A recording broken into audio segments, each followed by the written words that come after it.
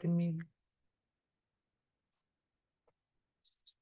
All right, welcome everyone. We are at the 6th meeting of the Rulemaking Advisory Committee for fees for removal fill permits and wetland delineations and determinations. I'm Sylvia Chibrowski, helping to facilitate today's meeting. So thanks everyone for continuing to be on this journey with us for the past 6 months or so. This is an important meeting and appreciate those that were able to attend today. The meeting is being recorded, just FYI. You want to move to the next slide? All right. So today we have a few key things that we want to do. We want to seek a recommendation from the Rulemaking Advisory Committee on a cost recovery model for removal fill fees. And this is a conversation that we started before, and our last meeting, we had some good conversation on a cost recovery model with folks that were able to join. We didn't have a lot of participation, so wanted to make sure to have that conversation again today.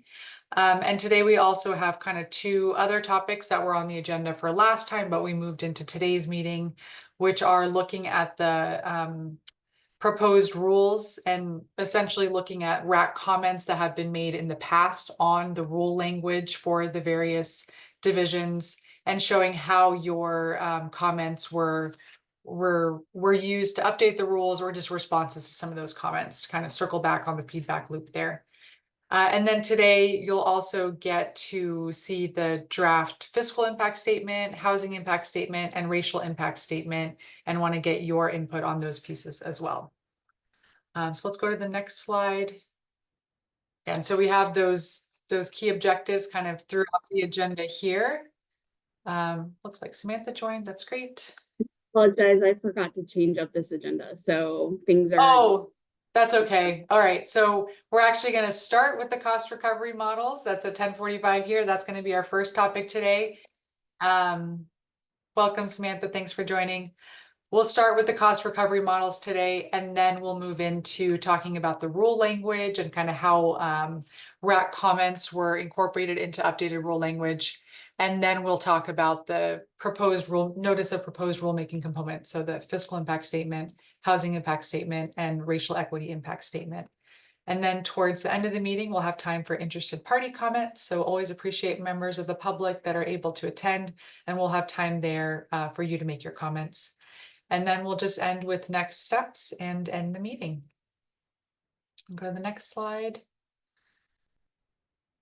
All right, so just a reminder of our Zoom protocols. I don't even think I really have to go over these anymore. We all know these. Maybe the only reminder is that if you're joined by phone, just remember to press *9 on the phone to raise your hand, and you may need to press *6 to unmute yourself.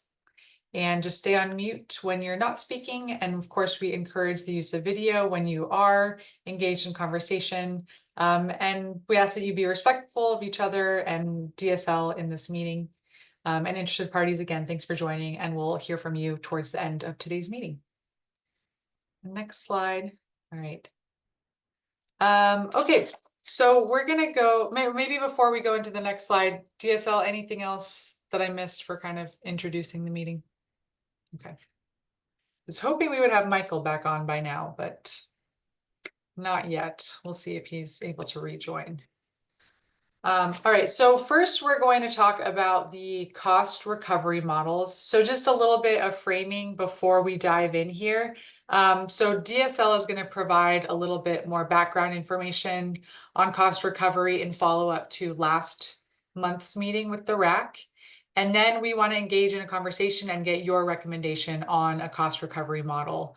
Hope to kind of get a consensus recommendation if we can today. And if not, then would document kind of all the different perspectives that are shared to bring that towards DSL leadership so that they can make a decision in the rules. And kind of just a reminder, because folks have sort of, so some of you were probably at the last meeting and some of you were not. I just want to go over a little bit about what we've already heard from the RAC on cost recovery and kind of where it stands at this point. So you know that at the beginning of the process, DSL has kind of brought you the various fees for the different pieces of the program for wetland delineation, removal fill, permits. kind of brought you what those fees would look like at a 60% cost recovery model, 75%, 85%, and 98%. I might have messed up one of those numbers. I think it's 73%. Anyway, you've kind of seen those numbers throughout the process. And at our last meeting, we started to get your input on, which of those might make sense to move forward. And there was good conversation on just kind of, values-based, interest-based on what it means to increase these fees. And we heard from a lot of you that, raising fees too much too quickly would be a shock to payers, and that, could really have an impact on housing costs. But it's also important to acknowledge the public good. So there was interest in not necessarily having fee payers pay for all of the fee costs. And you began to show support for a phased-in approach, where there might be a smaller cost recovery percentage at the beginning, and then over a period of years, increase the fees so that they more accurately reflect, administrative time to process the applications.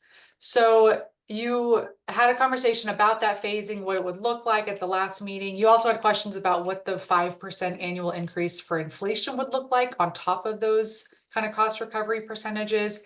And you asked DSL to come back with more information on, what would the numbers actually look like if we had a phased-in approach. And so DSL is going to share some of that today. And they also had a conversation with some leadership. And so we'll kind of report back on where things are with that. So hopefully that new information will be really helpful to you today as we kind of ask for your recommendation. And I also want to point out that at the last meeting and at previous meetings, you've all said that it's really important that just process-wise, you want your full range of opinions expressed to leadership. And so that is the intent as well, that, if we come to a consensus recommendation, or maybe most people agree with one approach, but others don't, all of those opinions would get expressed moving forward to leadership. So that's just a little bit of kind of where we are, what you've all said as we move forward into today's conversation. And I will hand it over to Danielle to kind of report out some new information and context for your conversation. Okay, thank you. So Actually, wait, just before you do that, I just want to check Chris. Oh, Chris just joined. Okay. I was looking for Michael. Hi, Chris. Thanks for joining. We're just hopping into the conversation on the cost recovery model. okay, and just as a reminder, this slide y'all saw last month, this just shows the red line are average expenditures, and then what that looks like in comparison with each cost recovery model of like where in relation to those average expenditures that this would put us at. So I just wanted to just refresh y'all's memory about that. Okay. And this is the 5-year graduated increase with the 5% inflation each year. This is what we presented this.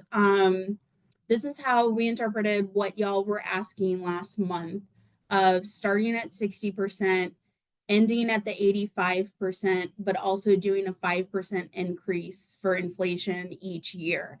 So that's why you'll see with the 73%, the 85%, those numbers don't exactly match what we had provided to you, because this is accounting for that 5% inflation.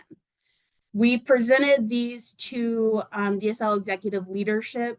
They really liked y'all's approach of phasing in and starting at a lower cost recovery model and getting to a higher cost recovery model. They're very much in support of that. They would like us, they like the 5-year graduated increase, and felt that this was what y'all were putting forward was a really great approach. Dana, I don't know if you have anything to add to that. Dana was also in the meeting for this.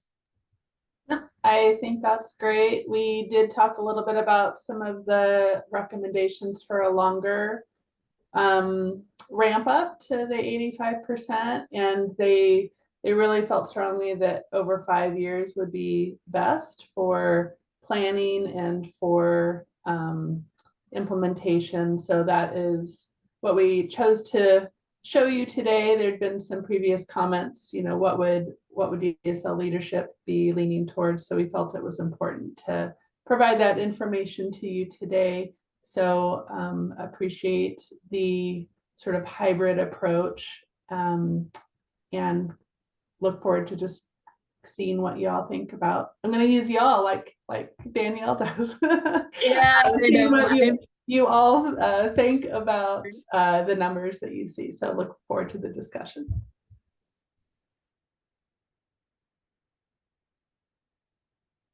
Great. And Danielle, do you have any other slides there? No, it's just this one.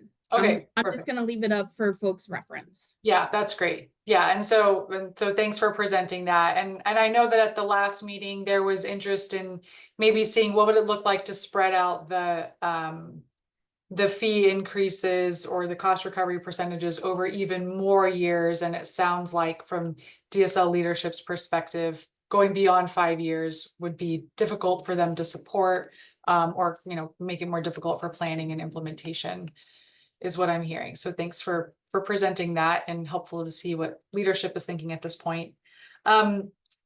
I want to get into our conversation, but before I do, I see some hands up, but I just want to first see if there's any clarifying questions, not comments yet, but just clarifying questions on what you're seeing here so that we all sort of understand the information, or if you just need more context because you weren't at the last meeting and you're confused about why this is here. So I'll just see, but Peggy, is your question a clarifying question? No, okay. I'll just give a second there. Yeah, Chris, clarifying. And you're on mute, Chris, if you. Okay, I'm sorry about that. Yeah, sorry for the delay there. It's not a clarifying question, so I'd pass to someone Okay. who have one of those. I do have a question, or I'd like to run an example by, given this table is up right now. I'd just kind of like to get a better sense of a couple of the larger numbers, but I can hold on that. Okay, great. Thank you. Okay, well, let's start first with maybe just going around the table. Just want to see what folks are thinking. When you see this information up here, where are you leaning towards on a cost recovery recommendation? Does this look like it could be a viable approach to you, or do you have concerns about it? Would you want to see something different? So because Chris and Peggy both had their hands up first, I will go to both of you first and then kind of go around to others to see initial impressions on this cost recovery model that you're seeing here. So Chris first and then Peggy. Sure. Thank you. So I guess my first question to staff might be around, let's just take a couple of examples in the removal fill permit section, applicant 1, tier 5, let's say. And let's just use the 60%, year 1 numbers. Can staff just quickly summarize what kind of activities would fall into that particular cost category? I say that because some of these numbers get rather large, especially through time. And I guess I'm at the moment want a better sense of some actual project examples, real world examples, you might say, around some of these larger numbers, just so I have a better sense of what kind of project scope, magnitude, are these costs appropriate for those kinds of activities? Maybe that's the question. Thank you. Thanks, Chris. Yeah, so team might be helpful to provide an example of what that tier 5 would include. I think it would be helpful at this point to kind of look at the original table. It had a list of criteria that captured the types of projects that were in there. And so that might be good to look at, because the tier 5 is kind of the outlier projects. Excuse me. Yep. I'm sorry to interrupt you, Russ, but I was trying to get off mute earlier. If we could not just focus on tier 5, because I think we should talk about that, but I think that is an outlier type of a project. I'd like to have a better understanding of where the department thinks tier 3, tier 4, tier 2 to tier 4, and to give a couple different examples if they can.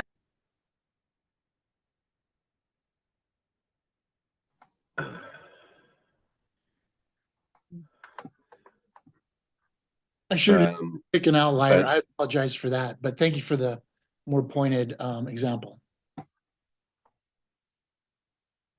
Thanks for bringing that up, Danielle. If you scroll through, excuse me, the bullets there, I think that can be very helpful. The type of projects that are captured in there. It talks about the permanent impacts to how many acres of wetlands. And then it also talks about the types of impact, if you have multiple waters of the state, so wetlands and waterways.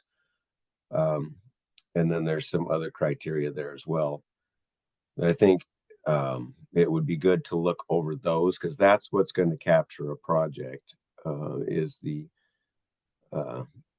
those bullets. And maybe Russ, do you have an example of a project that might fall under that? Sounds like that could be helpful. You'll have to give me a little bit here to Yeah. find something like that.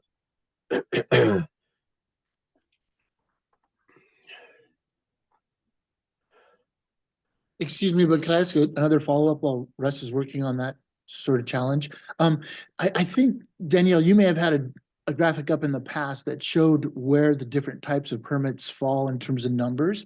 And it seems to me that, again, some of these permits maybe don't come into play as often as others. That might be helpful also if you had that handy by chance to Yeah. look at where I'll permits say about come in. bringing something up. I will say, from memory, the majority of everything will fall into tiers 2 and 3.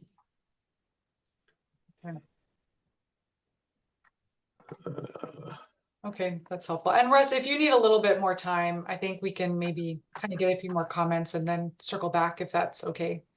That would be good. Thanks. Okay, let's do that. Let's not put you on the spot. Russ can maybe kind of think through some real project examples for the various tiers, and it's sounding from Danielle like most of the permits would fall into tiers 2 and 3.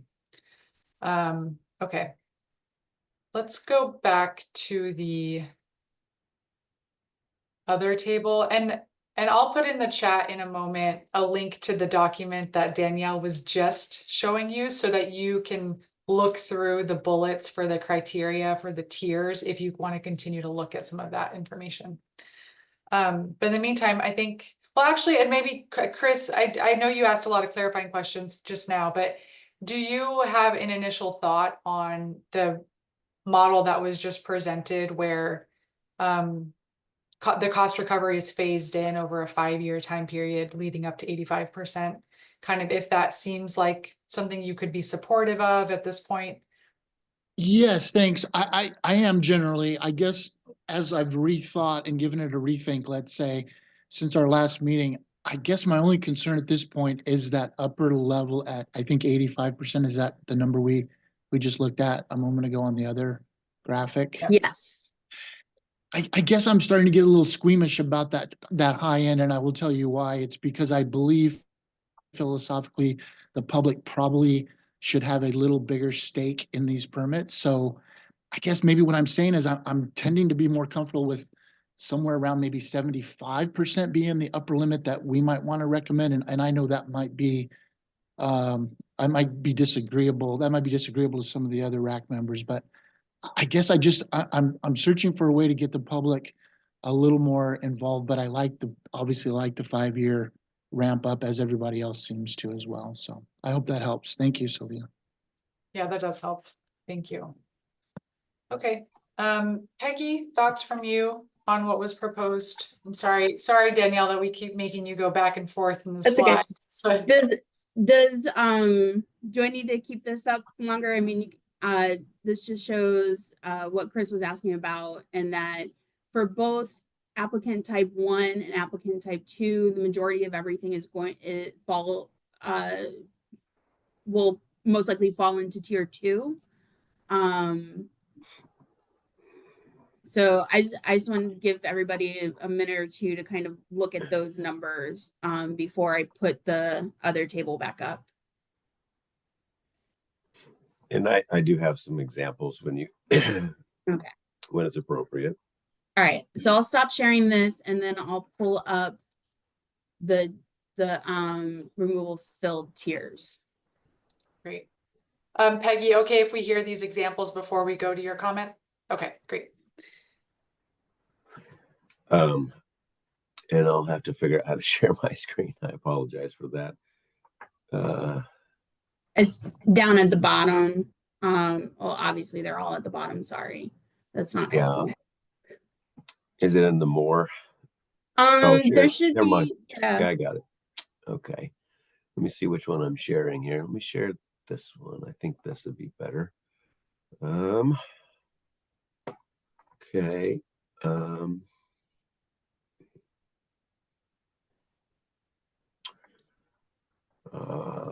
Can you see my screen? Yes, zooming in a tiny bit might be helpful. Okay. Is that better? Yes. So I don't know that it's helpful to go through the application. I think images are better. You can tell me if I'm wrong. Excuse me.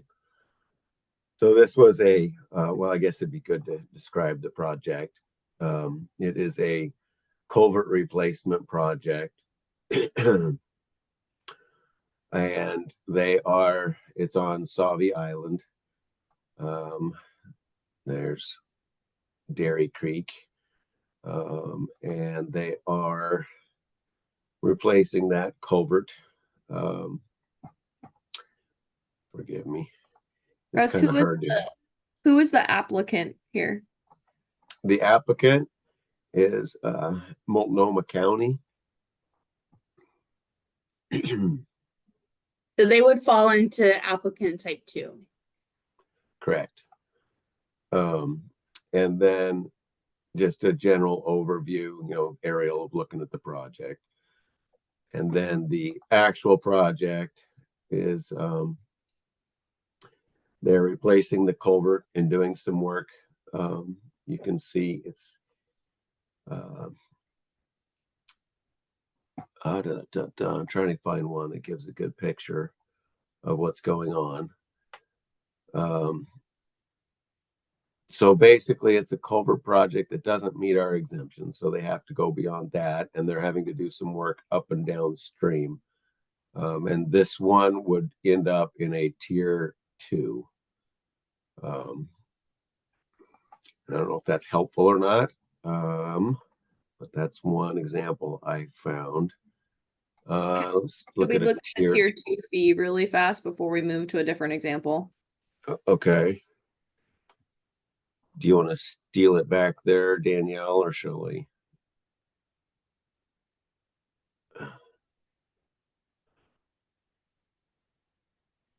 I'm muted. Sorry, I was saying yes, I will do this. Samantha, did you want to see the fee, tier 2 schedule table, or the tier criteria? The schedule table, please. Okay. It's just helpful if we're looking at examples to then see the project and then look and say, oh, here's the fee for that.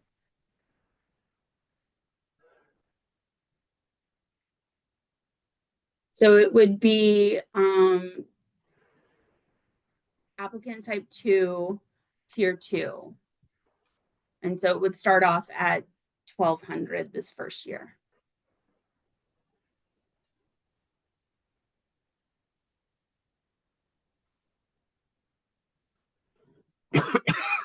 Thank you for that. Russ, do you want to show another example? Yes.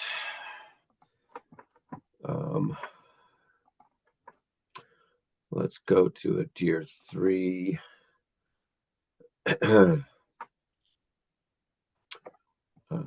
that a little larger.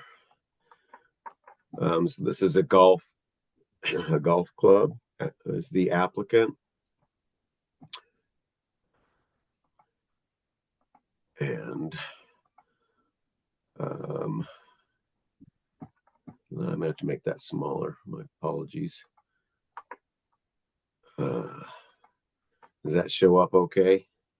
Yeah, that looks fine. Okay. They're redoing a golf a hole, excuse me, or a tee. I can't remember which it is, but they're redoing their course, and they're having wetland impacts. And this is probably where it would be good to go up and see the amount of wetland impacts they're having. Let me reduce this size here. I don't know if that's so small you can't see it now. But the wetland impact is this hatch pattern here. I don't know if you can see my mouse, but they're in the upper left of the screen. There's the hatch pattern for the wetland impacts. And so they're they're having all these wetland impacts here and over here and here. And if we go up and look at the table of the amount of wetland impacts, I think that will be helpful. I don't know if that's big enough or not. So there's 0.034 acres of wetland impact for fill in wetlands and 0.07 of removal. So that would be a tier 3. Russ, from this example, and I apologize for not, this is for being uninformed, but for context, is this a significant amount of cubic yardage that's been moved, like the actual volume that we're talking about? Can you help contextualize this a little bit? The volume is a lot, Okay. but that wouldn't be what's driving the tier. Okay, it's the square footage. Yeah. Specifically the over 2/10.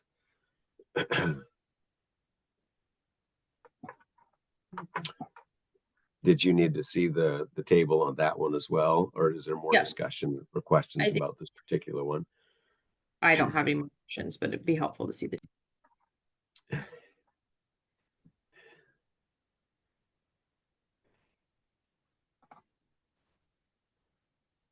Again, this would be an applicant type 2. I'll just say that going from $1,200 to $9,000 feels like a significant jump, though I understand that the criteria differences between tier 2 and tier 3.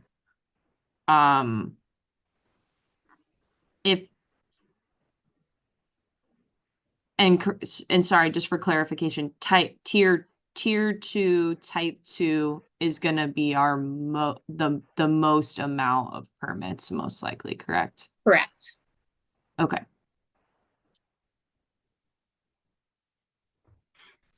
Russ, on that example, do you recall, were they doing their own compensatory mitigation project as well as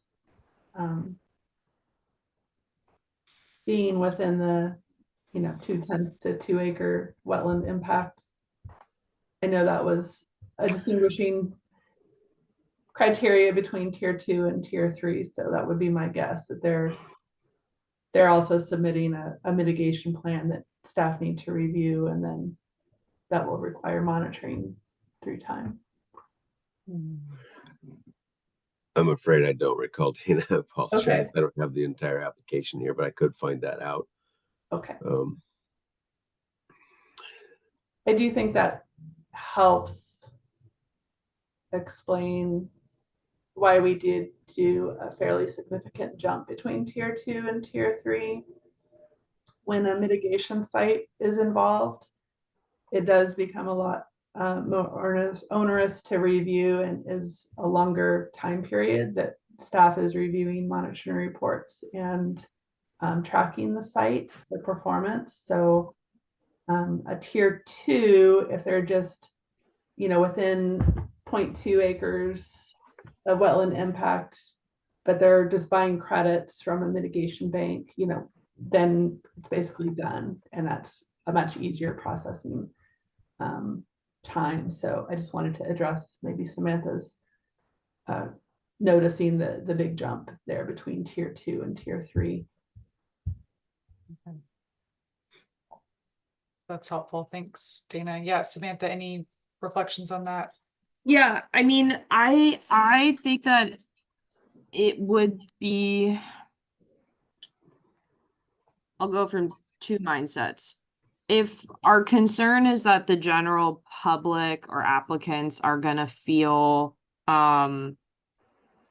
confused at some of the price differences here and get some sticker shock, I'm not sure that some of these nuances are going to be readily understood.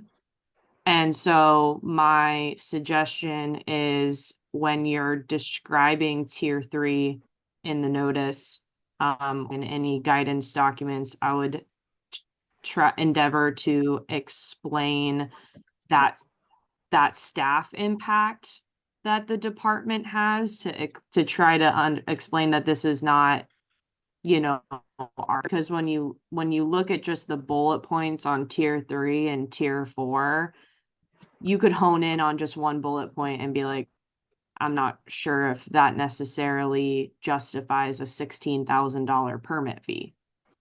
And that's just such a significant jump from where we are now that I think you're gonna have people say, I don't see how that's justified. I don't see that there's, a significant nexus between that fee and what this actually takes. And the other thing I just want to be clear on is I think people are gonna feel like, well, this is kind of self-imposed. Like, this is the requirements that the department has laid out. I have to submit a compensatory, a mitigation plan. It has to be this detailed. It has to be 150 pages long. We're talking about tier 4. And so they're gonna feel like, I now have to pay $20,000 to meet a staffing burden that is self-imposed by the agency.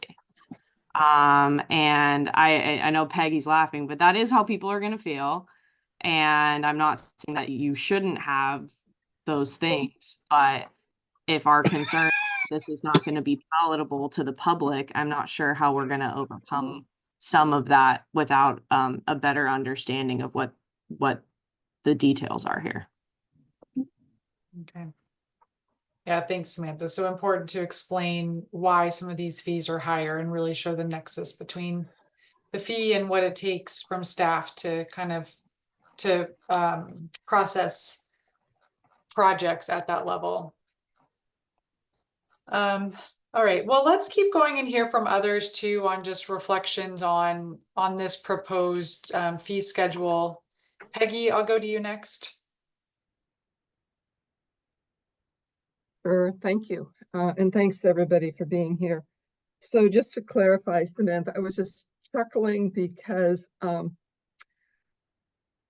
it's not the staff determination, it really is the law and the reason that we're protecting wetlands. I totally agree that that everything needs to be well explained to make sure that people understand why the different levels of costs. I want to make sure that when we're having this conversation that you're talking type 1 or type 2 and then tier 1 through 5. It's, to me, I just need to make sure that when people are saying I support or have a problem with a tier 3, are you talking type 1 or type 2? I just want to make sure that we're clear about that. I appreciate the fact that you went to leadership and got some sort of guidance. That's helpful. I certainly was one that wanted to stretch this out a little bit more. I listened to Chris and certainly I'm more inclined to support only going up to the 73% at this time. What's confusing, what would be confusing to me was Chris also said then, and 5 years, but this would only be 3 years. 3 years. So are we talking really moving this up that quickly? So I'm still concerned about how quick we're moving. I do appreciate the fact that the 5% annual inflation was calculated in here. I think that's a really important part of the conversation. And then the other thing is that some of these tiers also had and the possibility of an hourly increase or hourly charge. Can somebody remind me which of the types and tiers that would apply to?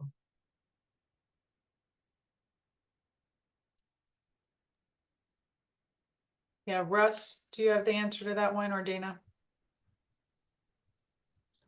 Yeah, it does appear, Peggy, in both the permits. So for tiers 4 and 5 for permits, and then on the wetland delineation tier structure and in those rules for Division 90, I believe it's only tier 3, but maybe Pete can confirm that for me. And again, 4 and 5 for type 1s and type 2s? Correct, for both. Okay. So I just want to make sure that as we're talking clarity, that that's also somehow or another asterisked in this fee chart to make sure that people understand that there could also be an additional per hourly charge depending upon the massiveness of the permit application, as I understand it.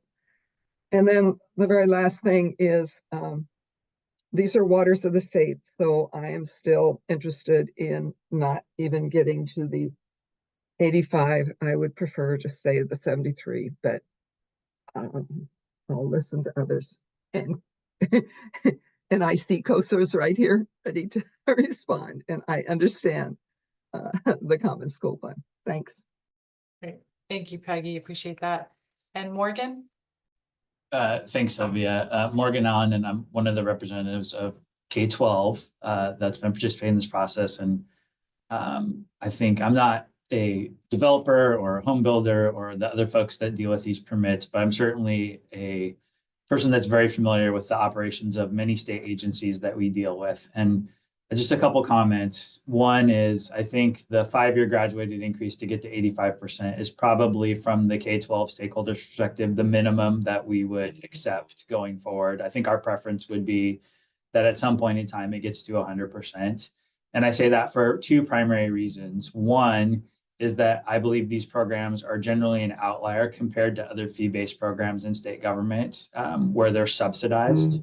There are tons of state agencies and commissions and operations in state government that are entirely fee-based, from Department of Fish and Wildlife to many of the other programs around the state where people pay license fees that cover the entire cost of the agencies. The agencies get no general fund from the legislature and are entirely fee supported for their staff and programs. And then the source of the subsidy for these permits and documents and authorizations is the Common School Fund.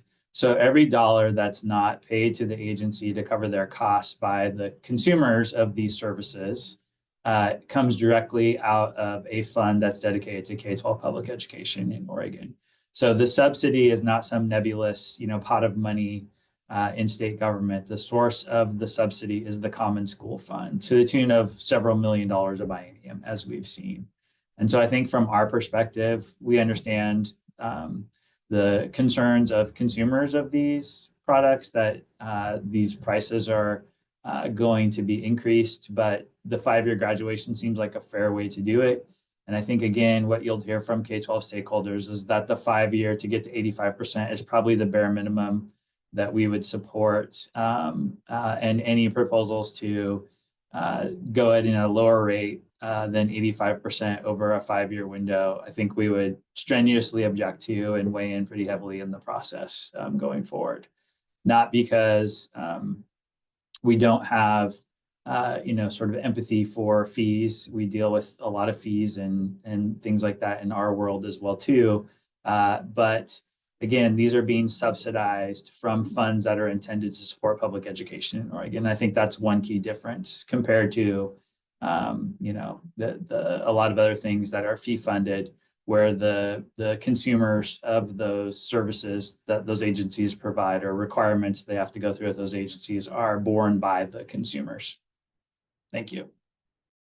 Great, thank you, Morgan, and thanks for bringing in that perspective that these are subsidized by the Common School Fund and K through 12 public education.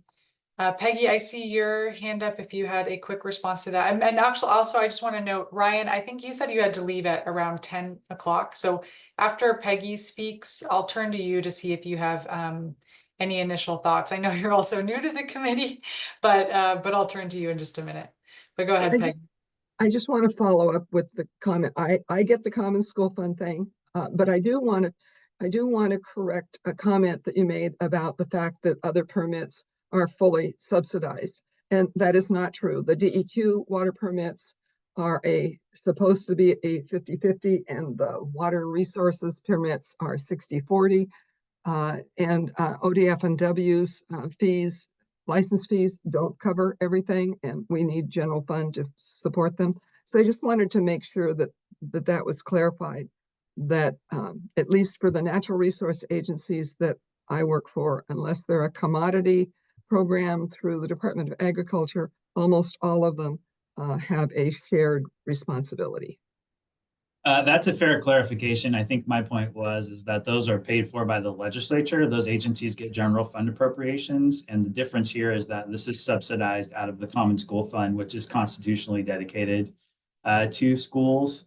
And sort of through a quirk of the constitutional legal process, the agency is allowed to use that to cover their costs for things when they manage state forests or other things. I think we're all familiar with the Tillamook or the Elliott, where those costs could be covered out of the Common School Fund. So your point is well taken. I appreciate clarifying what I was saying, but my point is that the legislature chooses to provide general fund to cover the costs of the permits or fees at other agencies. And in this case, this is a clear subsidy coming straight out of public education. Thank you. Yeah, thanks to both of you for those clarifications. And Ryan, turn to you. And for folks, Ryan is here from the Oregon Farm Bureau. So maybe a brief introduction, Ryan, and then if you have any thoughts on this conversation so far. Yeah, thank you for the opportunity. I'm happy to be here. I am new, as pointed out. I've been on the job here for about 3 weeks, and certainly don't possess the institutional knowledge represented by others in this space. So I appreciate your patience with me as I try to get up to speed. My background has been definitely from the agricultural side. I have a wide range from government to federal lobbying and some even on the production research angle, mostly federal facing. So a lot of these state level concepts are something that I'm getting more and more familiar with by each passing day. So that's kind of me in the background, or my background. I think, looking at this initially, I'm curious what the discussion surrounding the 5% inflation and how that was arrived at. That seems high to me, to be candid, but I would be interested to hear what kind of discussion took place, or what the justification is for that level of increase year over year. I do appreciate the prior comments, kind of clarifying some of the fee-based activities that were referenced. I would, I think I would probably be interested in hearing more specific examples about the equivalency between this program and some of the others. And so that at this point are kind of my two thoughts that I have, at least willing to voice right now. That's great. Thanks, Ryan. And Danielle, I saw you go off mute on the 5%. Yeah. inflation piece, if you want to speak to that. So, previously / currently, statute allows for the current fees to increase, based on the CPI increase of the previous year. And we looked at an average of the past 5 years of the CPI increase, and it was about 4.25%. And so we just rounded that up to 5% to keep going with that, with what's been happening previously. And then the RAC members suggested this phased in approach with that proposed 5% on top of it. So that 5% was coming from a department decision and has been supported by the RAC members. Thank you. And Peggy, in addition to that? Yeah, I just want to clarify. So the CPI is a more general measurement. State government, because it is so heavily weighted with personnel and the cost of personnel, it's actually greater than the CPI. And so that's why instead of just going with the average of 4.2, looking at the 5% made sense. The other thing I can tell you is, going back to my discussion earlier about DEQ and water resources, the DEQ gets to do a 3%. And then after every 4 years, we have to come back and totally redo the costs of the fees, because they don't cover, the 3% does not cover the costs. And so it made sense to take a look at something that would provide some stability. And that's part of the effort that we're hoping to get today, is to get some stability for business and those who need these permits, rather than have to go back every 4 years and totally redo things because of because inflation is the cost of doing business is greater, and it's greater in the state. I hope that helps, Ryan. Yeah, that helps. Is there assurance written in, or is an assurance to not come back to the well written in, or the concept of it being discussed in terms of future, dipping back into stakeholders' pockets for that? I mean, what guarantee, I guess, are these fee payers going to have that it's not going to be revisited again and again in a not favorable fashion in the future in response in response to accepting a higher stability-based number? So I guess I'm going to answer it really quickly by saying that there is no guarantee up front. On the other hand, I think that the leadership of DSL is looking for stability, and they're not looking for coming back every year or every few years to come to visit this.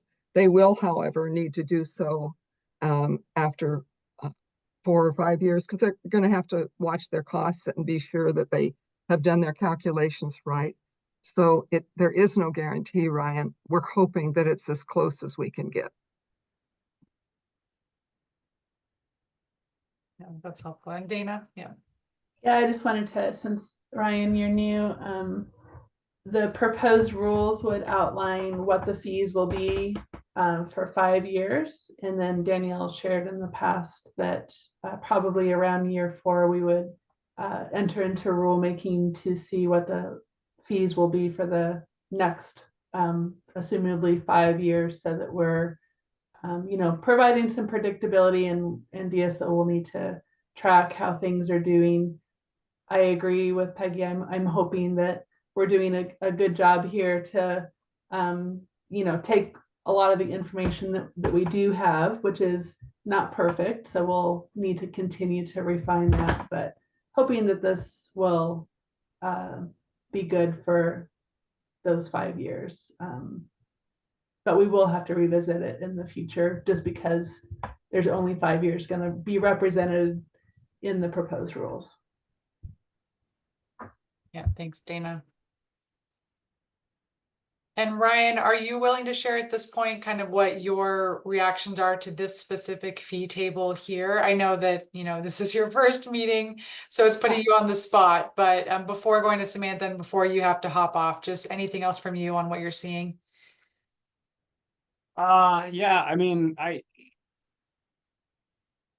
wouldn't, I guess I would say whatever I comment with, if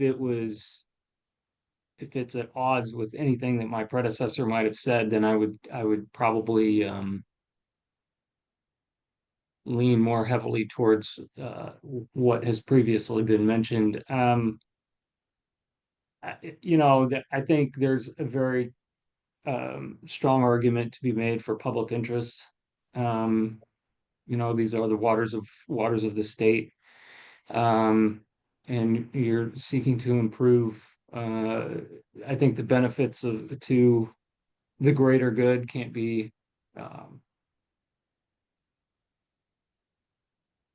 diminished. And so I think it certainly is a state level obligation. I would say, my brief background on this has been that, there is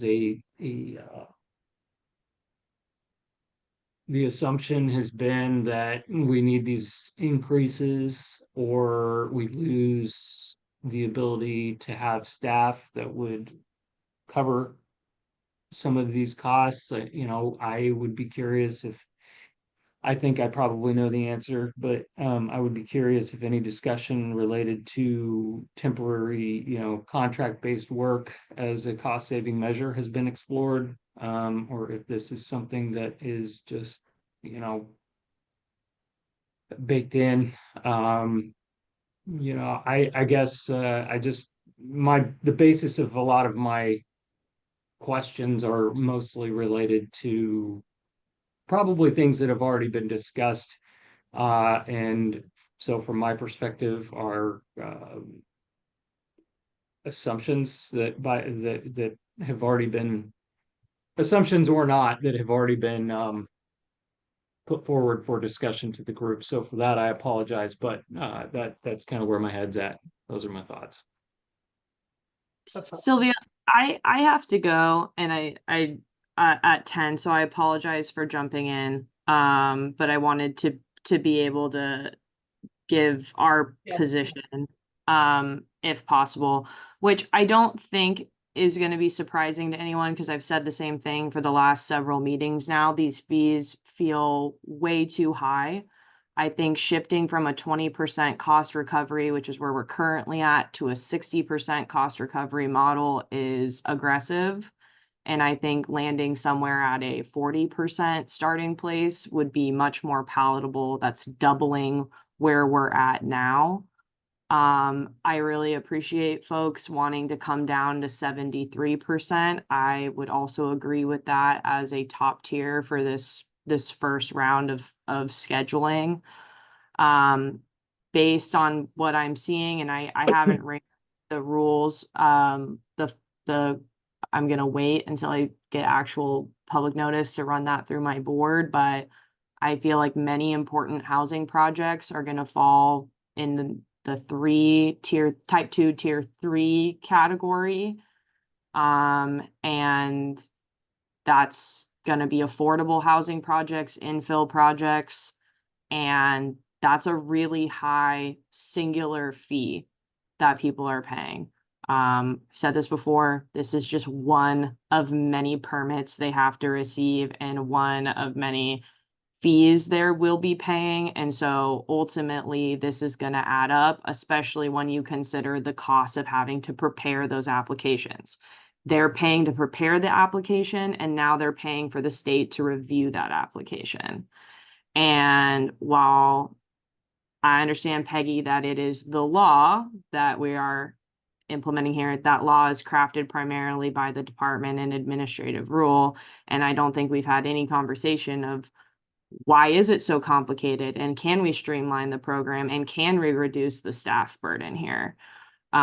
So that taking all those things together, I think this is going to be generally unpalatable.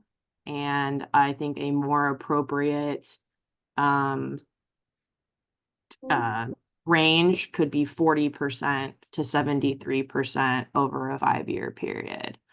And then, as we talked about before, I do think we have to have a conversation about the underlying funding structure. I'm very sympathetic to the school folks, and I'm not sure if in the year 2024, almost 2025, the subsidy through the Common School Fund in the way that it has been done makes sense. And we do have to have a greater conversation about general funds to subsidize the program. Again, I hope that's not surprising to anyone. I don't think that's diverged from much of what I've said before. And I apologize for having to leave. I have competing RAC meetings right now with the owner RAC that I have to go jump onto. So I'm happy to follow up with anyone as well. And thank you.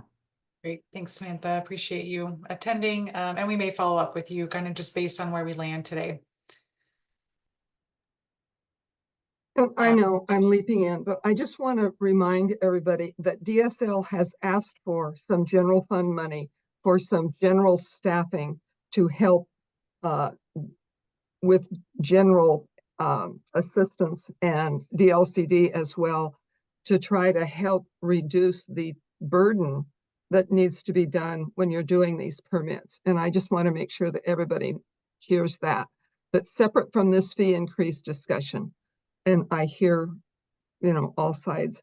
I just want to remind people that we also need to make sure that we're supporting the general fund staff and program and grant monies that are going to come before the legislature to try to reduce the burden of the work that needs to be done when you're doing these various permits and the burden on the applicants.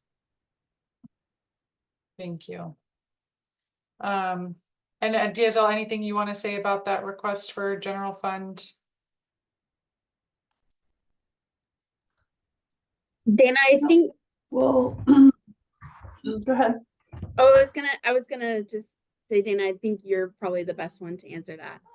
Well, I was almost ahead of you. I appreciate that, Peggy. I think we're doing our best to prepare a budget that meets the needs of the department and is responsive to the workload that we see. And I appreciate that support. And we'll see how it goes with the budget process. So thank you for mentioning that. Yeah, the governor hasn't done her budget yet, so they can't say anything else. Great, thank you. Appreciate that. All right, well, I know some folks are having to drop off here. Maybe I'll just kind of recap where it sounds like we're at, and then see if anyone has any suggestions for moving forward. So I'm hearing a little bit of concern at going up to 85% as the upper limit, just philosophically that the public should have a bigger stake in the kind of wetlands and public good, but then also hearing concern about not going to at least 85% because currently the money is coming out of K through 12 public education. So, some different opinions there. And then also heard from Samantha that starting at a lower amount to begin with would be more supportable by the housing industry. I think that's kind of generally what I'm hearing from folks. And I wonder if anyone has a suggestion for a modification or anything here that you think might meet the interests of folks on this RAC.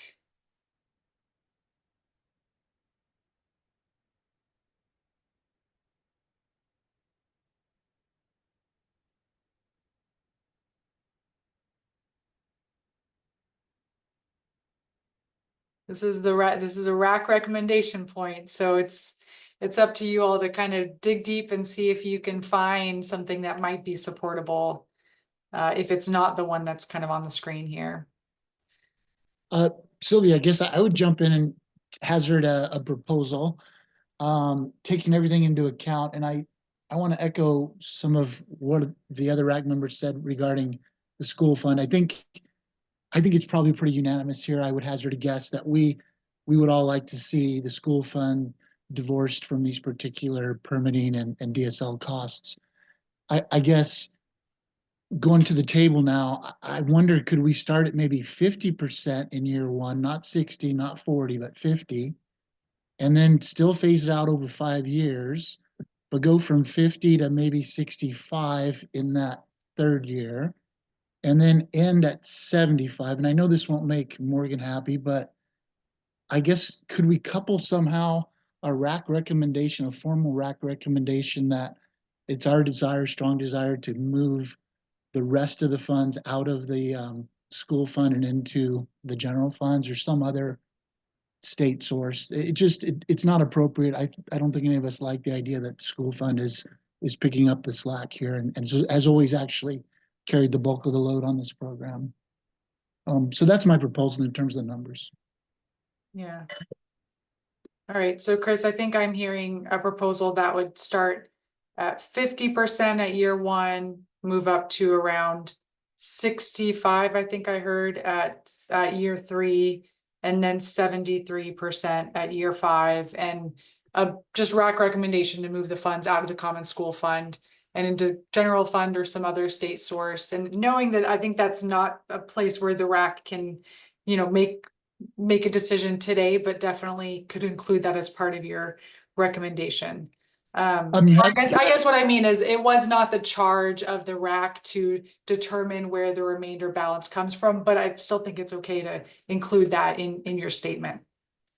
Right, so you have the numbers correct with one slight modification. I think Okay. in year five, because I'm a round numbers kind of guy, I would be interested in 75 and not 73. Okay.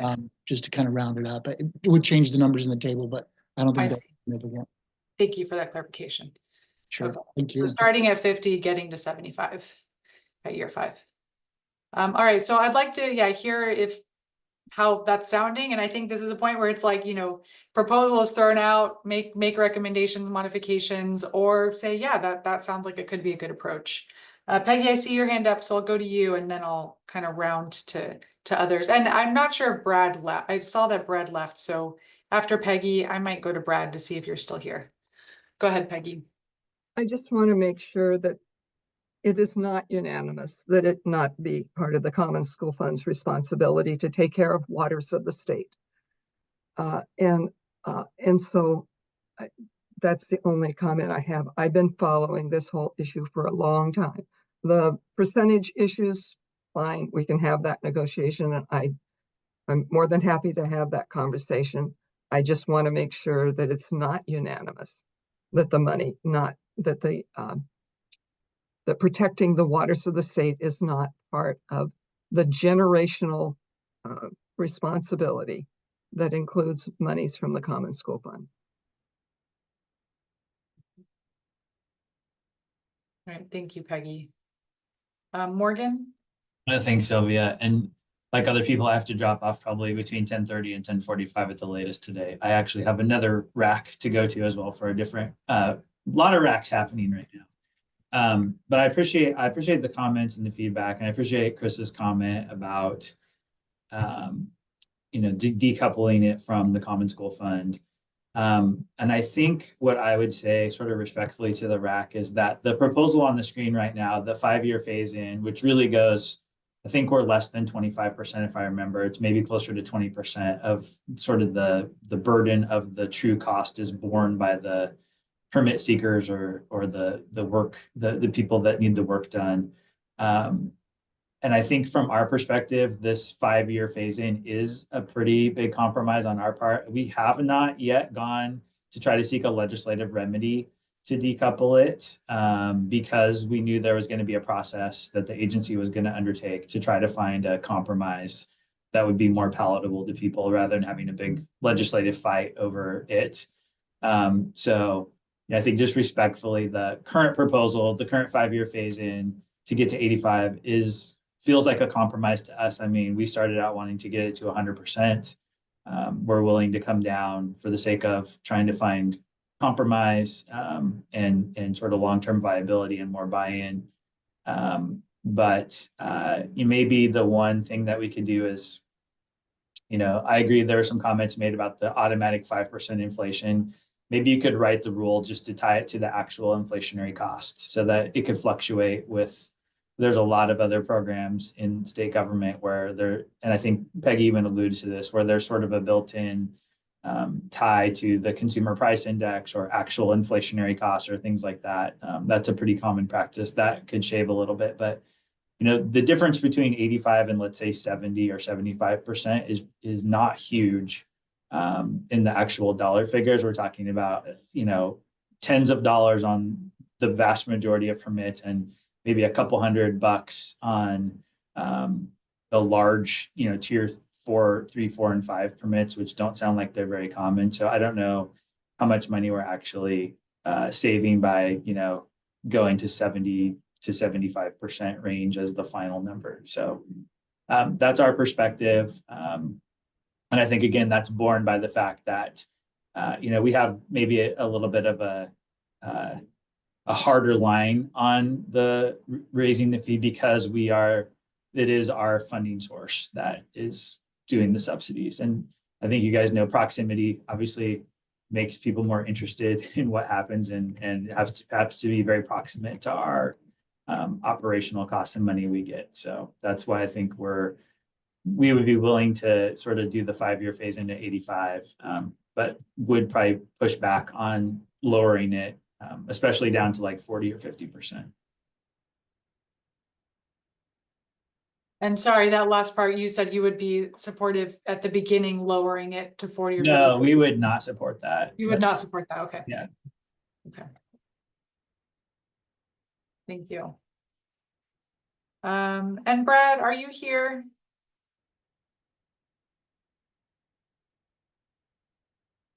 Okay, sounds like we don't have Brad on the line. If he comes back, we'll try to hear back from him. Michael, any thoughts on where we are now? Oh, he said he'd be back shortly as well. All right, we're losing folks here. Oh,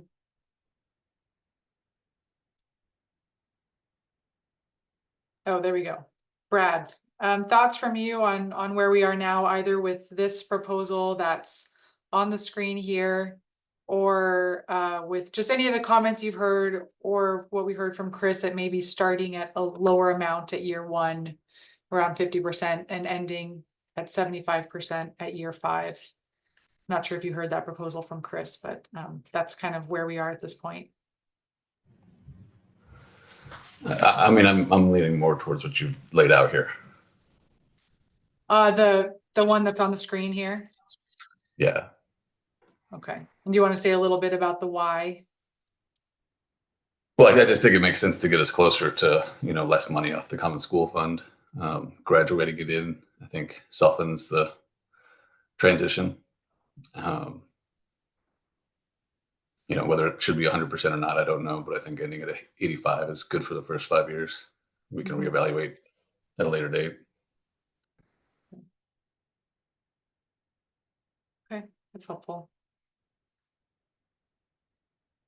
All right, and Michael, I'll check back in with you to see if you're back.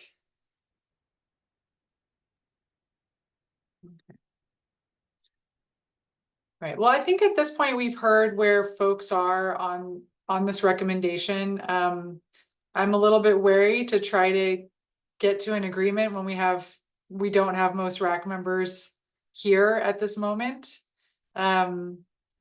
But maybe I'll just ask one more time if anyone sort of shifted their point of view or has any other thoughts on moving forward based on the last few comments here. Just real quick, I haven't changed my views, but I will say that at least we've put down a couple of markers for future discussion. We clearly know that what's on the screen is at least palatable to the folks at COSA rather, the schools, and I guess we have some other alternatives that we can look at. I do want to just ask Morgan a little bit, and I want to be respectful here, Morgan, but given the school fund, as I understand it, is now subsidizing at the current moment 80% of these costs, I guess if I were in your shoes, I might be a little more open, to getting a big chunk of that taken off in this 5-year period, and then maybe work to get more of it out of the school fund with more of us, let's say, in a sense. I mean, I think we could easily rally to your cause because I think it's, as I've said before, I just think getting it out of the school fund is an admirable goal we should all adhere to and embrace. But I guess I just wonder, when we think about where we are now versus where we could be, even with some reduced numbers over the next 5 years, isn't that still a whole lot better than kind of where you guys are right now with the fund? So I'll just respond briefly. So yeah, I appreciate the feedback. Again, I think the perspective of our members is that we're subsidizing a program that really has no relation to public education with public education dollars. And from the perspective of the people I represent, even still subsidizing it between 40% to 15% is still a give on our part. And again, I think we haven't sought a legislative solution to this because we wanted to let the rulemaking process happen. And we know there's other stakeholders that have interest in this, but I think the frustration level of the folks I represent is high if, we move from say 20 to 50%, or, that would be something that I think would compel a different type of action from my organization and probably some of the other K-12 folks as well too. And I think I think part of it, Chris, just to be totally candid, is, we've sort of been through some challenging processes over the last few years with the decoupling of the Elliott State Forest, and some other things that have, not been super financially advantageous to public education. And so I think there is some frustration amongst our folks. And there are other things happening as well too, where counties and other local governments, including schools, because of new like habitat conservation plans and other things, timber receipts and other natural resources revenues are decreasing. And this is not the result of this RAC, but just to kind of give you a full picture, there are other entities that are interested in trying to, for lack of a better term, get their hands on our revenue. And so our folks are in a very defensive posture right now, feeling like there are multiple efforts underway to get into revenue streams that have traditionally been for public education in Oregon. So I think our defenses are up a little bit. And again, that's why this, sort of the current outlay on the screen feels like a compromise to us and feels like a give on our part when there's so many other things that are at play right now. I truly appreciate that, Morgan. Thank you for that context. Really important and really helpful. Thank you. Yeah, and Peggy? I just want to remind everybody that if it isn't the Common School Fund, it would be the general fund. And K-12 schools, it's the bulk of their money from general fund. So this would be pitting one more part of the responsibility of the state government to fund public schools versus, and by the way, I started doing my work for K-12 schools back in 1973. So I just want to make sure that people understand that. We have had a conversation about the possibility of moving this entire program to DEQ, which would then create a whole different interesting process. And it went nowhere.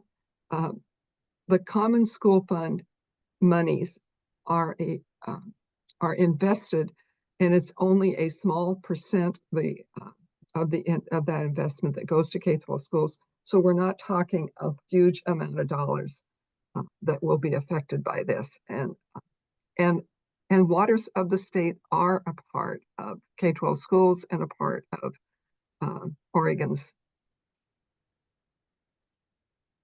leadership in natural resources. And we did pay for the Elliott and paid the Common School Fund for the Elliott State Research Forest that was not able to be logged because of endangered species. Thanks, Peggy. And Morgan, any other reactions on your part? No, and I appreciate, I know Peggy and the league have been strong advocates for K-12 education funding in the past, and I appreciate that. I think this is one where I think our perspectives diverge. Again, I don't think from our perspective that we're pitting education dollars with dollars to support these programs by looking at a general fund ask. The state general fund is significant, and there are competing asks every biennium and new asks of state government that total billions of dollars. And again, I think it's just a question of whether or not there's the political interest or will in moving the program to general fund or not. Thanks, Morgan. And Michael, I'm going to check in one more time to see if you're here.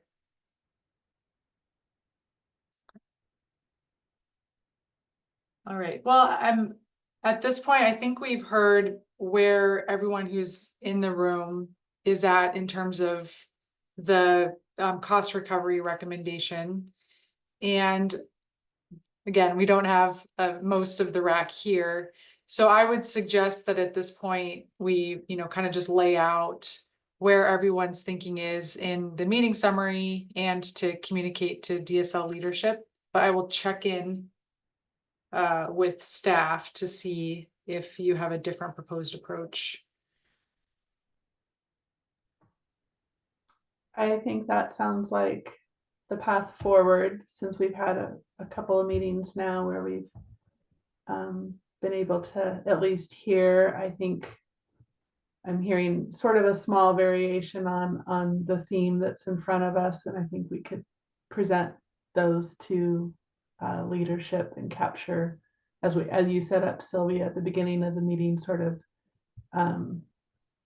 what we heard from each of the RAC, since we're not really able to hear from everyone, and I don't know that we'll get to consensus even of those who are here today. So, but I appreciate the discussion, appreciate everybody's thoughts, and we can certainly relay those to exec team. Okay, great. Does anyone feel like they haven't been able to say something they wanted to say about the cost recovery recommendation that should also be captured to bring forward to leadership?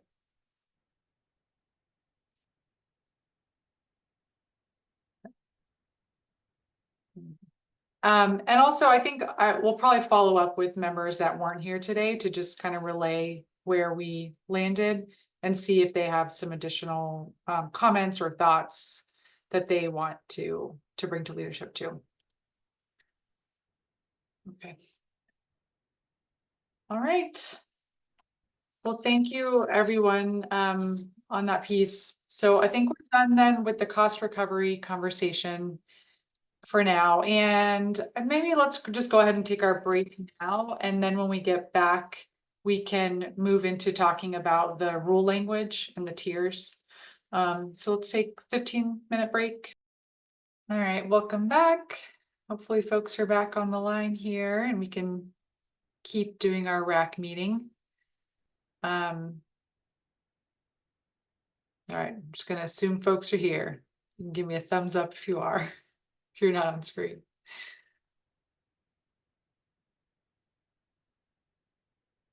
Hi, Peggy. Hi, Brad. Hi, Michael. Pete, thanks.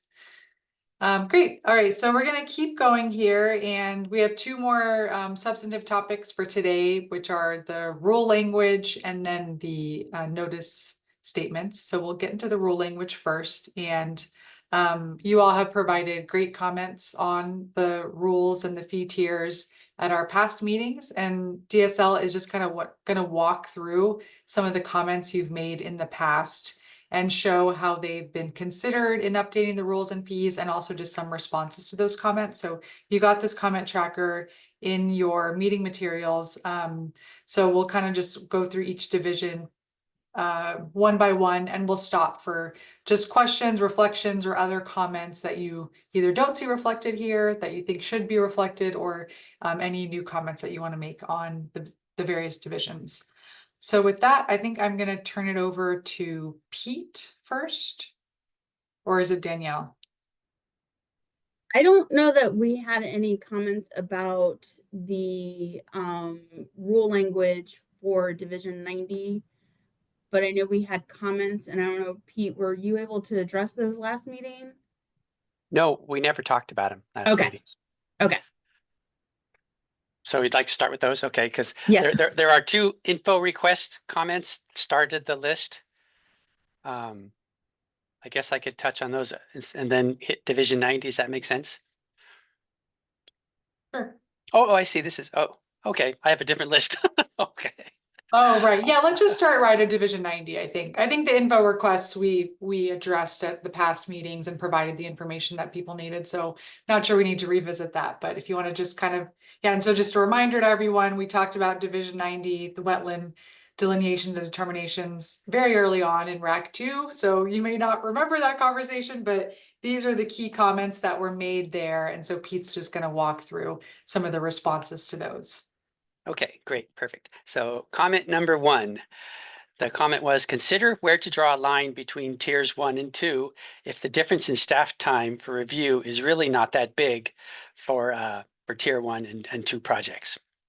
So DSL's response, or the team's response, is the tier breaks chosen are based on wetland area because wetland area is already used as a key criterion for removal fill permitting. Does anybody have any thoughts on that? Okay, we'll move on to comment number 2. Consider a modest charge for offsite determinations. And we had, lots of different responses or comments on this during the RAC, but our response is DSL has decided not to incorporate this suggestion in the proposed rule because we believe the value for public education and resource protection outweighs the costs. In addition, there would be little influence on overall cost recovery. It's a minimal amount. Okay, number 3, consider distinguishing the tiers based on lineal footage of delineated wetland. And we had to make an assumption in our response. DSL assumes that lineal footage of delineated wetland is equivalent to wetlands perimeter, and that the thought there is that the longer the perimeter would lead to the need to sample, provide more sample plots, and therefore more work for DSL to review. In reality, it's not the length of the perimeter, it's the complexity of the wetland boundary that dictates the number of sample plots. The more complicated the boundary, the more sample plots you're going to need to explain those differences. Okay, number 4, add an additional layer of criteria that considers the proposed project's objective. For example, restoration projects have an ecological objective and seek to avoid wetland impacts or even improve wetlands and waterways. So could this be considered for a lower fee? In our response, DSL assumed the term restoration projects is equivalent to the term we use, voluntary habitat restoration. A delineation report is not required if this type of project is exempt from permitting. There's the OAR for that, or covered through a general authorization notice, the other OAR for that. DSL may, and often does, waive permit application information requirements for voluntary habitat restoration projects. And again, the OAR for that. Okay, comment number 5, exempt ODOT or other entities funding a liaison with the agency. DSL will work with ODOT regarding this suggestion. Comment number 3, keep fees low for wetland determinations and delineation report reviews because these provide important information about wetlands. DSL agrees that wetland determinations and delineation fees should be kept low, and that effort is reflected in the cost recovery models that we've already presented to you guys. Number 7, keep fees low. Oh, we moved into I think G. we're moving into Yeah. the general authorization fees there. So maybe let's just stop for a second, if that's okay, Pete. And just want to see, so, it sounds like with the comments that were made in the past, these are some responses from DSL on those comments, but there's no proposed changes at this point based on comments made.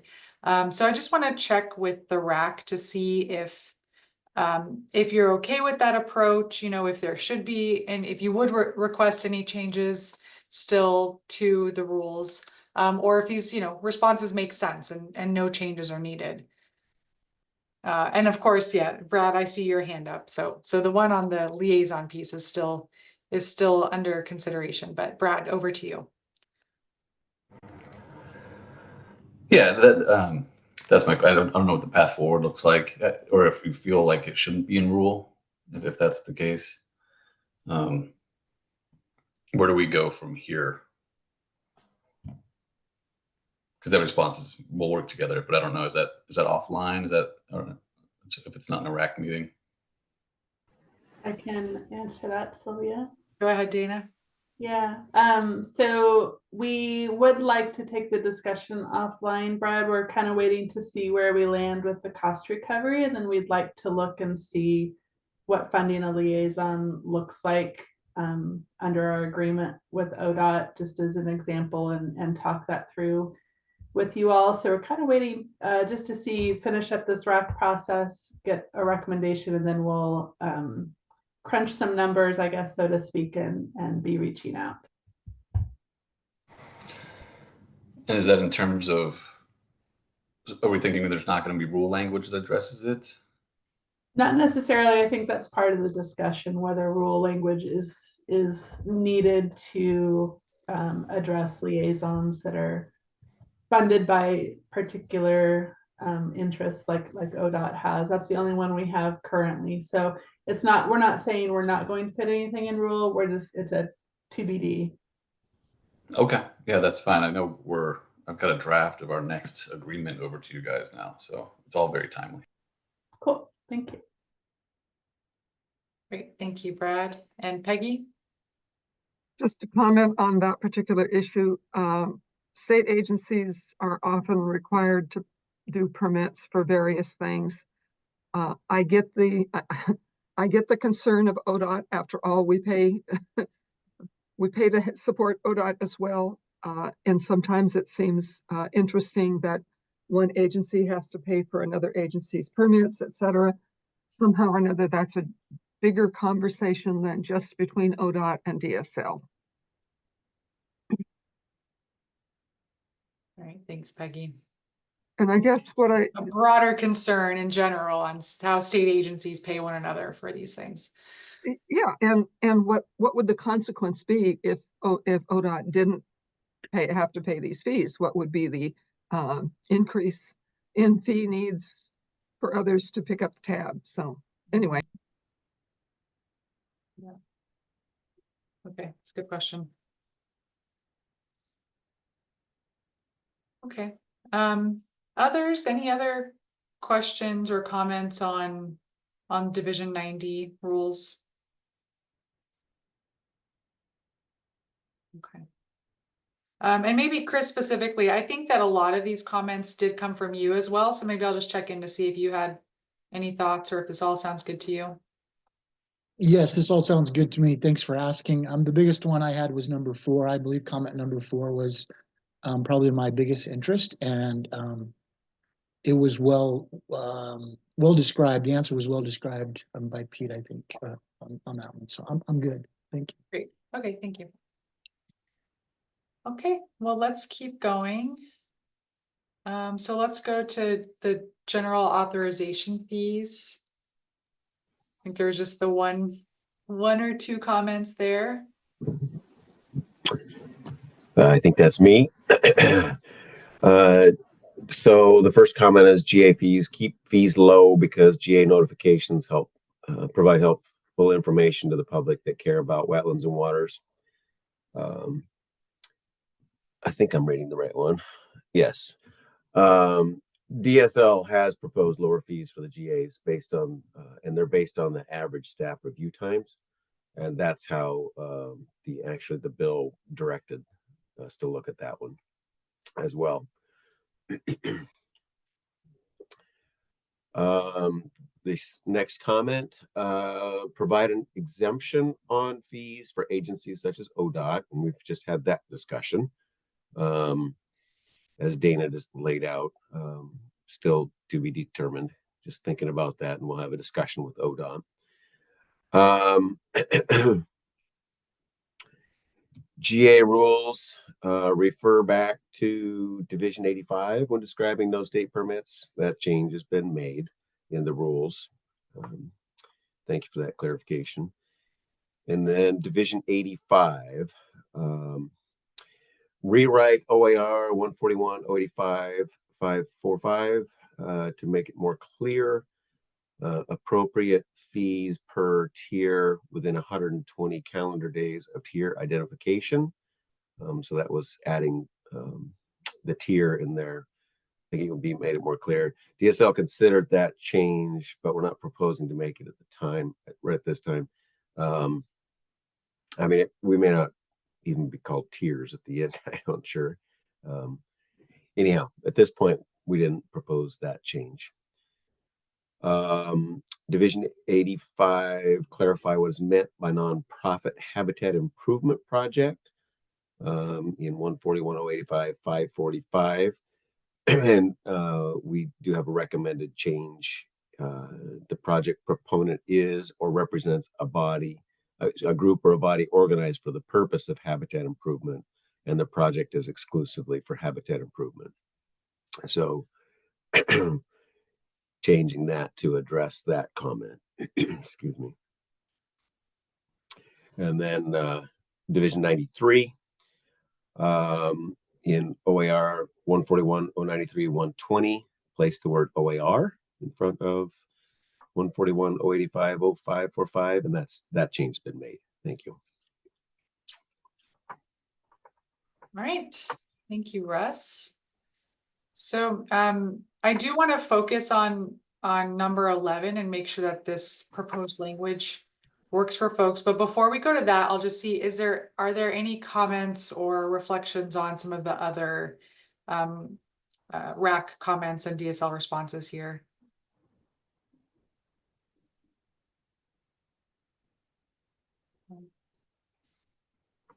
Okay, and then so going back to this comment number 11 to clarify what is meant by nonprofit habitat, since that is a change, we just want to make sure that that sounds okay to RAC members. So I'll check in with folks to see if this proposed language sounds okay. And Chris, I had seen you get off mute, so I'll check with you first because I think that was also your comment. That was this, yeah. Like a Zoom body language, I guess, isn't it? Right, I know. You get to feel the nuances here. Well, I appreciate staff's response to number 11. I think it reads very well in terms of that definition. Maybe the only suggestion might be to swap out proponent for the word applicant, because that might be more clear that we're talking about a permit applicant and not just a project proponent. They might not be the same in every case. Mm-hmm. Otherwise, I really like that language. Thank you guys for developing that.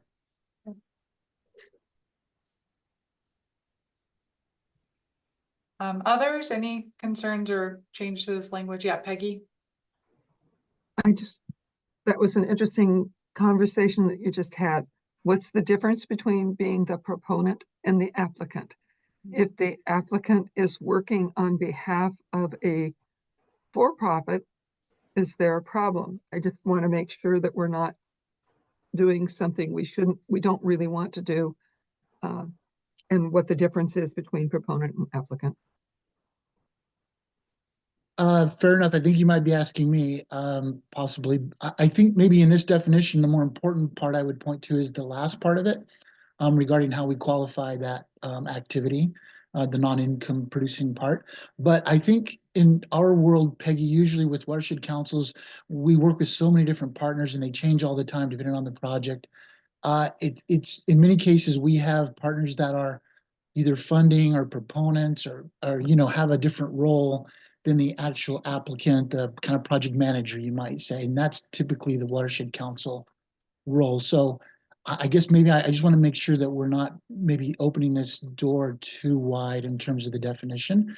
And maybe that's the suggestion around tightening it up with using the word project applicant, the term of project applicant, rather. Thank you. That's exactly what I wanted to make sure that we were doing. That's great. Thank you, Peggy. And maybe in that vein too, DSL, is there any concerns with using the word swapping out proponent with applicant here, just in terms of consistency or how you describe things in the rest of the rules that should be kind of flagged? I think it makes sense. Yeah, we'll just have to make the change because these are the definitions or the criteria for the applicant types. So we'll just have to make sure we make that change to all the different criteria.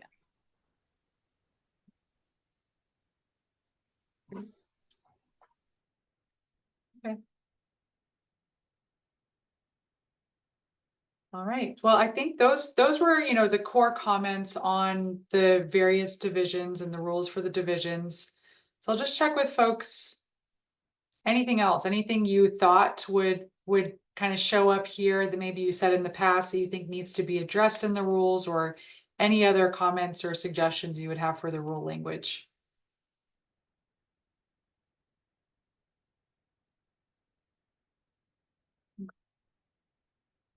All right, then I think we can close out this topic. Thank you. And then we can go to our next topic, which is the notice components. So I'll hand it over to Danielle to walk through the housing impact statement, the racial equity impact statement, the fiscal impact statement, and we can just kind of go one by one through each one to hear your reflection, hear if anything should be added, if it captures everything you think is important for the statement. So over to you, Danielle. Thank you.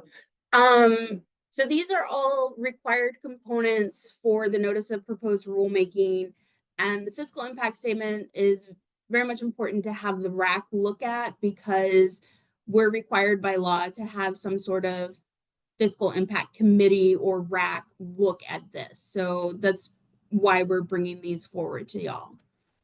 And we've sent these out. I hope you read through this. I'm not going to read all the way through this, but I'm going to ask to see if anybody has anything to add, to change, to take away. Peggy. Just the way it's read. Okay, never mind. I'll wait to do it in the second one. Sorry. Okay. Okay, thanks. And maybe if we can just kind of scroll through it a bit. So we have this cost of compliance section, effects on small businesses. Okay, I'm sorry. I remember now what my concern was about. It talks about members of the public that will likely be economically impacted or include this group of people. But it's the general public also that's missing from the last sentence. It just seems to me like, well, either that or the whatever.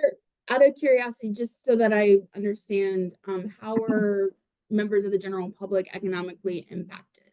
Like, because the cost of compliance is the cost of complying with the rules. So the cost of the fees and doing that. So what we've done here is kind of identified all of the different types of permittees or users of these services. I guess my point is that if we lose the wetlands, there are costs to the public as well. The possibility of flooding, the not being able to take care of stormwater, water quality, yes. Whatever.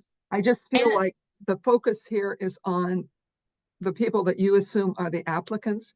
And I want to make sure that it's understood that the total permitting program has a benefit to the general public that is that could be a cost to the public if it's not done. Is it a financial cost that year, or is it just like a public trust value cost? No, it could be a financial cost if there's flooding or if there's if you reduce water quality and so on. I don't know how to frame it, but I just feel like this really focuses on the permittees to the extent that it doesn't also, and maybe it belongs in the racial equity statement.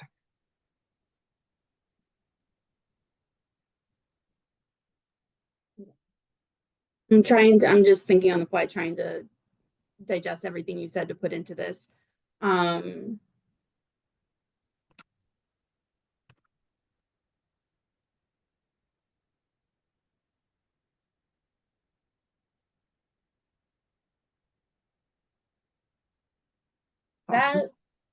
Sorry. Members of the public that will likely to be economically affected are these people. But the rest of us will be economically affected also. And I'm just not sure where and how you say that. Okay.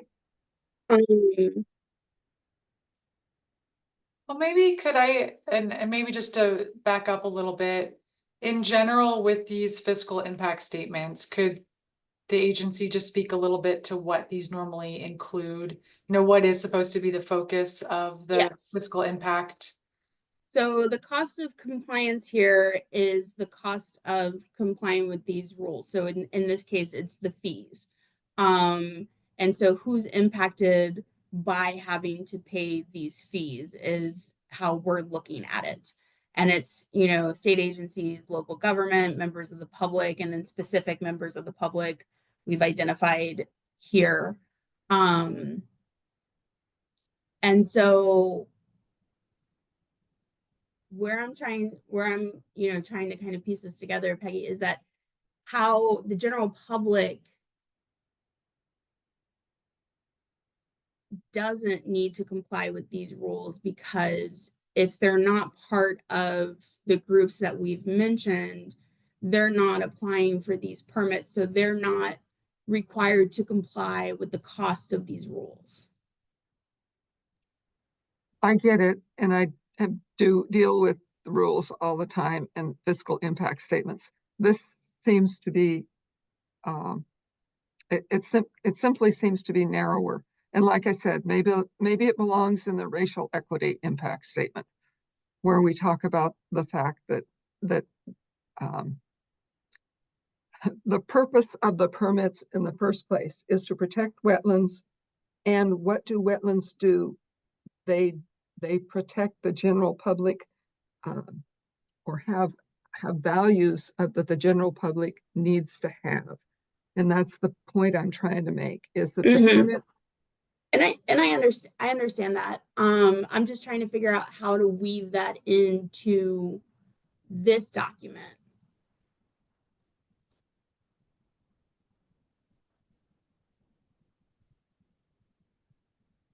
So maybe, yeah, Peggy, do you have specific words that you would want to see, or maybe you could follow up in writing with language that might be appropriate? Yeah, I'd have to look at some of the other rules that I dealt with, but it's fine. We need to go on. Right. Well, I think the comment is noted, and maybe can see how to fold that in. Okay. Others, any other comments or things that you think should be included in the fiscal impact statement?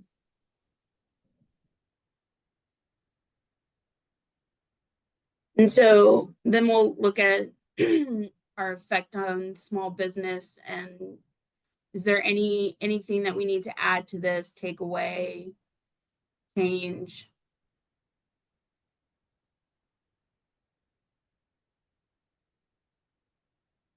Okay. All right, not seeing any hands.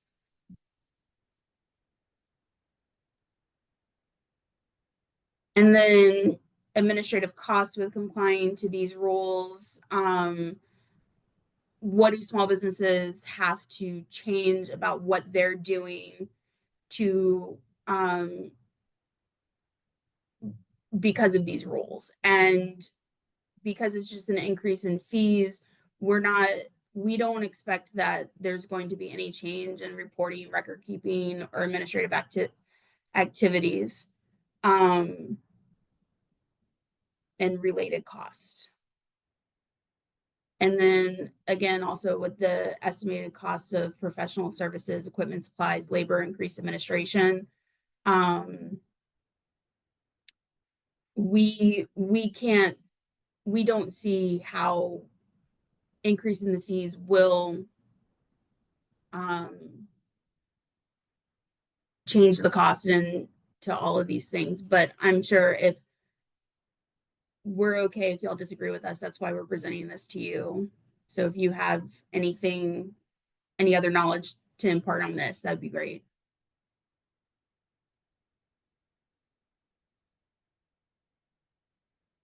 All right, folks on the committee, anything you think should be added here?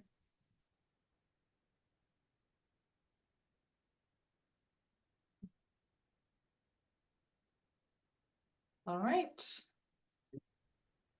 Well, thank you, Danielle. I think let's move to the next impact statement.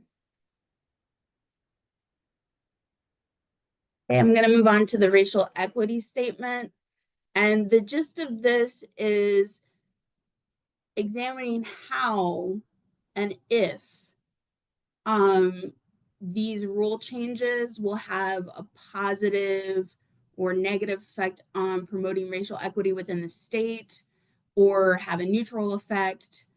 And so it's one of these things, because we're regulatory, our fees apply to all groups of people who apply. There's no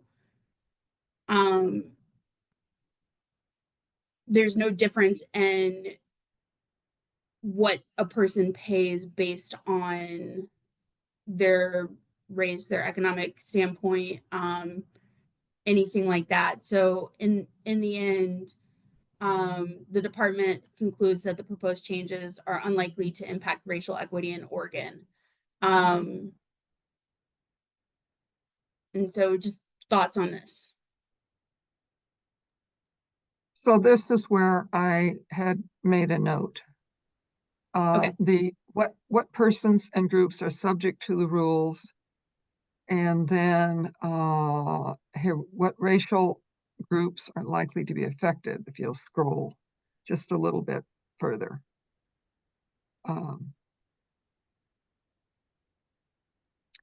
Okay, so yeah, what persons and groups are subject to the rules? It's true that it's property owners, developers, and state and other municipal agencies. But again, I'm trying to get some comment around the fact that the general public has a role in the fees, in the applications, and so on. So that, I don't know if I'm making any sense at all, but it's not. But when you get an application, the general public gets to comment on them in most cases. And so they would then be subject to the rules, and how you address the rules, how you apply the application. There is an effect on the general public. Okay, so you'd want general public to be reflected here.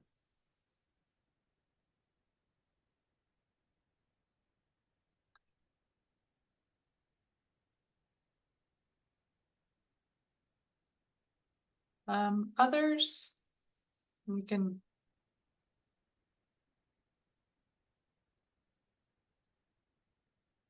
Okay, does that capture it, Peggy? I think that's at least gets us on there. All right, thanks, Peggy.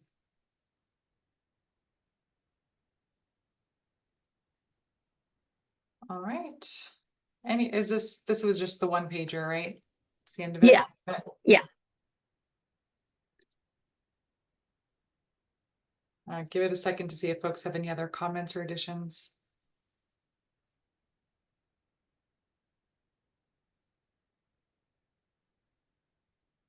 All right, if not, then let's move into our last statement, the housing impact statement.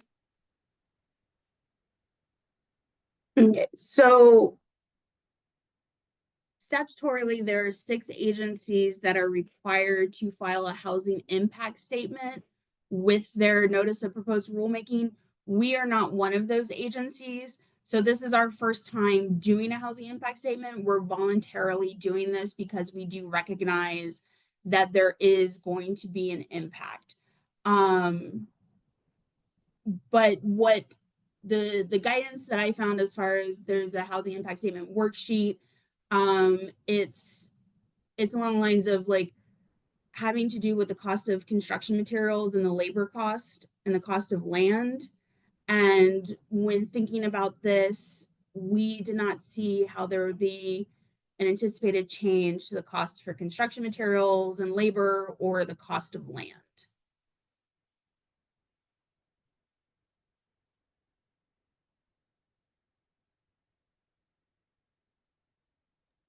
And the general guidance is, how does this affect the building of a single family 1,200 square foot home, is the base of what we're looking, of what the housing impact statement is required to look at.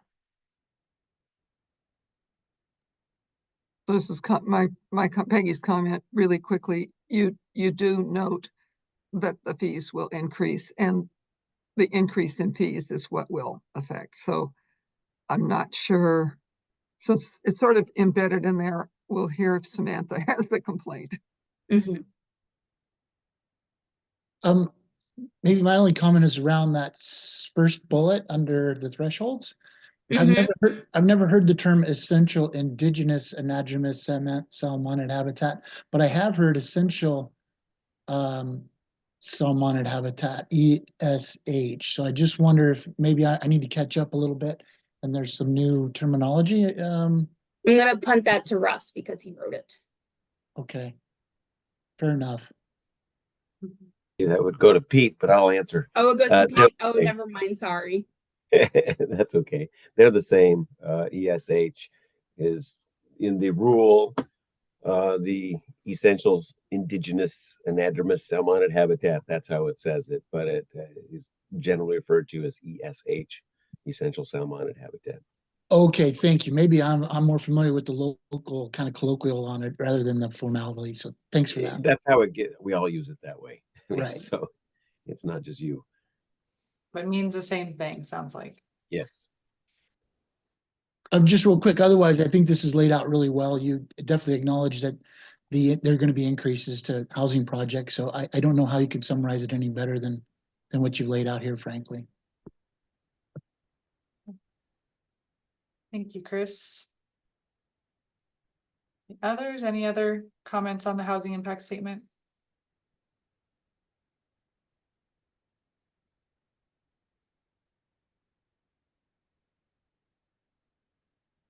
All right. Well, thank you, Danielle. Thank y'all. I appreciate your review. It helps with our confidence moving forward with the notice.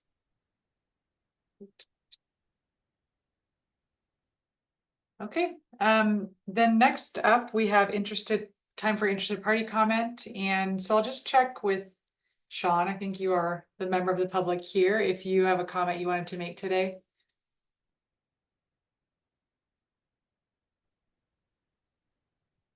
No, I'm okay right now. Thank you. Okay, great. Okay, then we will skip that for now, but appreciate you attending here. And we're ready to move into next steps. So Danielle, over to you. All right, so excuse me, I'm going to talk about generally what's going to happen with the RAC and then what's going to happen with the rulemaking process. So in the next week, a meeting summary will be sent to RAC members, and the recording will be posted, same as what we've been doing this whole time. We'll also be including a survey for y'all to just kind of answer a short little survey voluntarily. I think it's anonymous. Yes, it's anonymous. Just about your experience with the RAC and like what we could do better, what we could change, things like that. So that'll come when Sylvia sends out the post-meeting email. So we would greatly appreciate your feedback. The RAC fee schedule recommendation will be presented to DSL leadership. We will bring forward today's conversation to see what they have to say and where we land on that. We'll have a public comment period and public rule hearing in January, and notice will be sent to RAC members. So that way, even if you're not signed up for our listserv about rulemaking activities, we will make sure that you are aware of when this public comment period starts and when our public hearing is. And as always, all of our meeting materials will be posted to DSL's rulemaking website. Yes, Peggy. Do you have a target for when you're going to send this to the Secretary of State for filing? You are ahead of me. Sorry. That's okay. That's okay. So here's our timeline of rulemaking events. January 2025, like I was saying, our public comment period and public rule hearing. The notice of proposed rulemaking will be published. So you'll see everything that we've worked on during this rack, including what we looked at today, it'll be in that notice. February through April 2025 is our internal review and approval process. I've built into the schedule a lot of wiggle room. We're anticipating the final rules and materials to be filed with the Secretary of State May 2025. It could be earlier than that. It depends on our internal processes.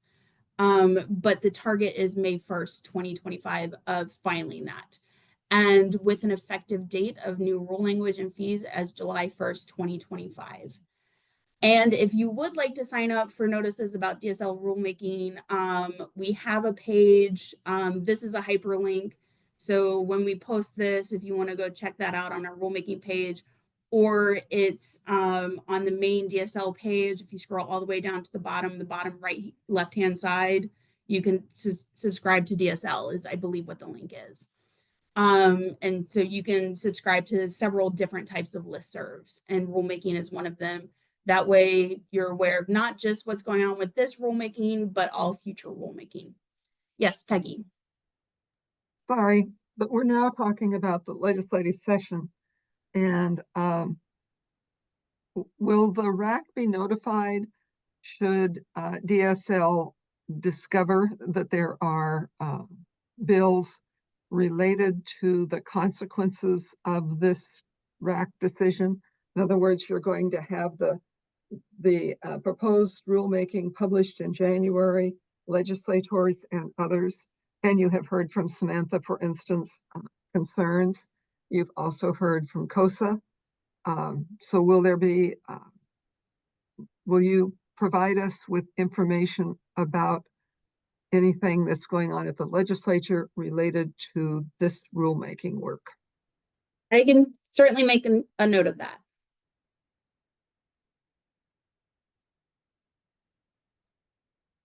Some of us will probably get that information, but I just really want to put it on the record that, in fact, all the work that we have done over the last few months could all be subverted by action at the legislature.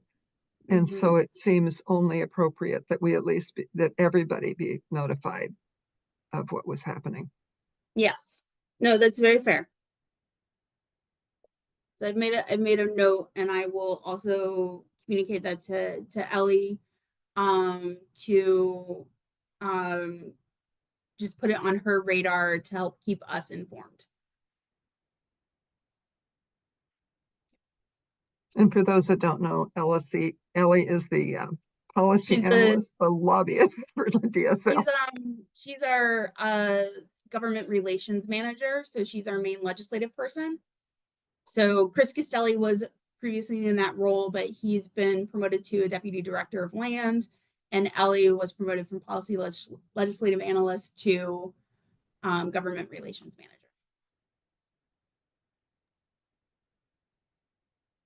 Okay.